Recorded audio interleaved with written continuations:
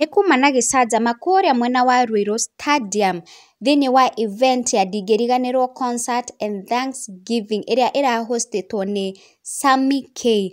No toria mwethe official Mcees aigongona riu mauma MC Kajim na KIHENJO, na riria Ngaruiya Junior akorirwo akiheo chance ya gukorwo agiperform ni akorirwo akihana ta araregera haria stage-ini na andu magikorwo maki-invite na umwe wao mamuthe Kengei, na riria muthe akorirwo akirikia kuheana speech yake ona nyingi gukorwo agiperform ni akorirwo aki-invite one of his friends, na after murata uyu gukorwo akirikia kwaria ni akorirwo agicokeria MC Kajim microphone, na niho kuroneka Ngaruiya Junior agithigwetia MC Kajim microphone iyo niguo endelee gutabania igongona riu.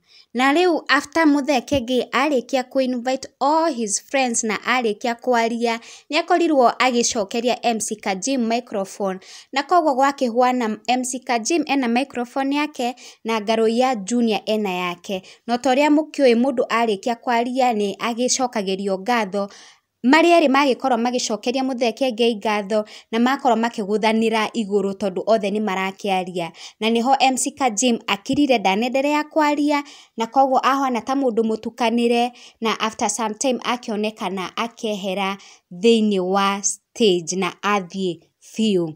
Na undu ucio ni undu utanakenia MC Kajim tondu ona ni agithire kuria mwena wa nenda-ini ciake cia ukinyaniria na akorwo akiandika Ngaruiya Junior. Na hau niho andu makorirwo magi-comment tondu onao ni monire uria gugithire na mbere na matinakorwo mari andu akenu ona hanini, na magikorwo magitiga comments yao kuona ati this is not the first time Ngaruiya Junior areka uguo. Ni akorirwo agika undu otocio hindi ya event ya Muigai wa Njoroge riria akorirwo akikania mwanake ugwitwo Kinyanya a perform, na riu o niguo gugikorirwo gugithie. Ngai amurathime na mwike wega. Agithia andu amatiraria wega. No ndiramuhoire kindu kimwe tukahoyagira thirikari ithe tiguo, tondu ndungihoya matatu igwe wi thiini ati nigetha ndereba ucio aconoke.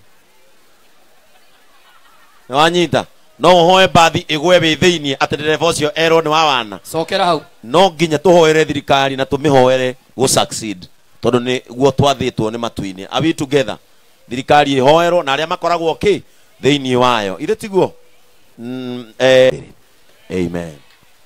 Wapi kelele ya muthe Kengei utungatiri bishofu. Yes. Haya ugai hey. Ugai hey. Nituthiete wega. Haya ndake igwo horo. Kengei nyake ni seta. Haya thiini wa Kiambu ndera gukurehera deputy governor wa Kiambu. Na mumwendete. Aya mutiake ndimwone ndio mutire mwamwana uyu haha. Aya ngeithiria deputy governor wa Kiambu mucungaciri ni wocio ndiye huyo. Karibu sana, karibu sana. Ucietagwo muthe Kengei.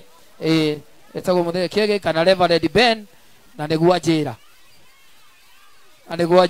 Ni mwakirikia kuona uria Ngaruiya Junior akorirwo agi-take over the event, na ona nyingi gutuma ati the official Mcees makorwo makiinuka igongona ritari rithiru. Undu ucio ti undu wa mitugo miega, na Ngaruiya ni akwenda acenjie cause this is not the first time areka undu wa gutuma andu makorwo makirakara, na nyingi akwenda agarurire ati athie handu akaiganira na kiria eteirwo eke, angikorwo ni perform aga perform na agaikara thi.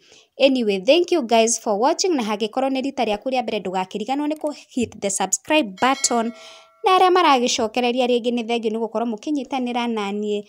Ni ndimwendete tukorwo tukionana in the next video. Bye bye.